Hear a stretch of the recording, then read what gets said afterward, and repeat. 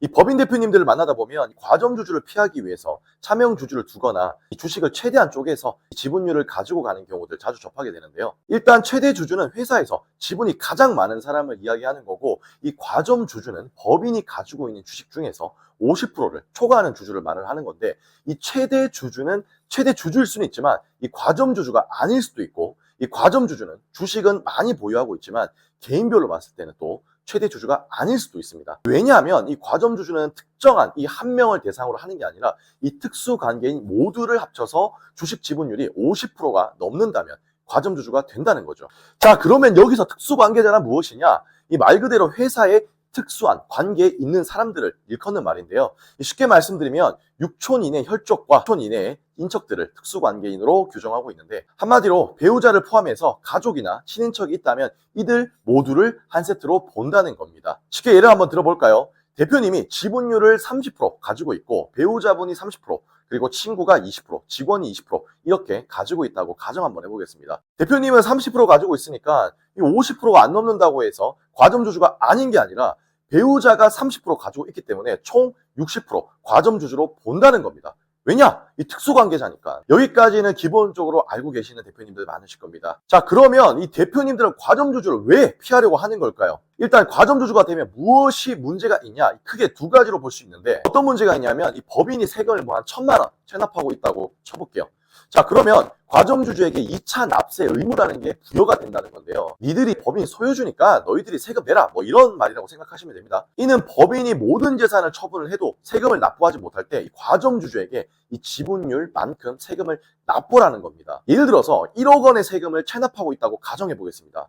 아까 같은 경우는 대표자가 30%, 배우자가 30%, 총 60%를 가지고 있기 때문에 60%, 총 6천만 원에 대해서 납세 의무를 가진다라고 생각하시면 됩니다. 또 다른 문제는 어떤 게 있냐면요. 과점주주가 되면 간주취득세라는 이 세금이 추가적으로 부과가 되는데, 이게 뭐냐면 법인이 이 부동산을 취득을 할 때 이 과점주주도 간접적으로 부동산을 취득한 것으로 간주되어서 취득세를 내야 한다는 겁니다. 쉽게 말하면, 야, 법인이 부동산을 샀지만 너희들이 지분 많이 가지고 있잖아. 너희들이 50% 넘게 가지고 있는 거잖아.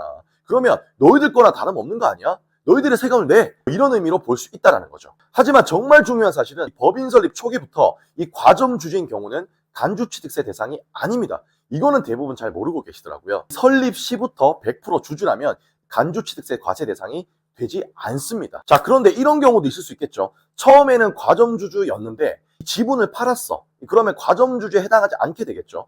그런데 다시 지분을 사와가지고 과점주주가 되었다고 한번 가정해 보겠습니다. 자, 이런 경우는 어떻게 될까요? 이런 경우는 간주취득세 납부할 의무가 발생됩니다. 그러니까 이 부동산에 있는 법인이나 부동산 취득 예정이 있다면 지분 이동은 신중해야 된다는 겁니다. 그러면 이 정책자금 받을 때 이 과점주주에 해당이 돼야 되느냐, 최대주주에 해당돼야 되느냐, 이것도 많이 물어보시는데요. 보통 대표자가 과점주주가 아니면 기관에서는 잘 안 해주려고 합니다. 왜냐하면 그만큼 책임을 회피하려고 한다는 걸로 간주한다는 거죠. 자, 역으로 한번 생각해 볼까요? 이 대표님들이 정책자금을 집행하는 심사자입니다. 그런데 이 대표자가 최대 주주도 아니고 과점주주도 아닙니다. 그럼 이거 어떻게 판단할까요? 뭐 저 같으면 이거 바지 대표 아니면 법인에 대해서 혹시라도 터질 위험 리스크를 피하고 싶다라고 저는 간주할 것 같습니다. 자, 이런 경우는 책임감이 있는 대표라고 생각할까요? 아니면 상황이 안 좋아지면 책임을 회피하려고 하는구나 라고 생각할까요? 뭐 은행에서 대출 안 받을 거고 정책자금 나는 한 번도 나는 받을 예정이 없다라고 생각하시는 대표님들은 과점주주, 최대주주 이런 거 신경 안 쓰셔도 되겠죠. 하지만 회사를 운영하면서 사업자금을 한 푼도 융자를 받지 않을 수는 없다고 생각합니다. 혹시라도 앞으로 융자 계획이 있거나 이 정책자금 신청을 고려하고 있는 대표님들이라면 지분 이동, 과점주주, 최대주주에 대해서 신중하게 생각하시고 판단하시길 바라겠습니다. 자, 오늘 영상은 여기까지 하도록 하겠습니다. 감사합니다.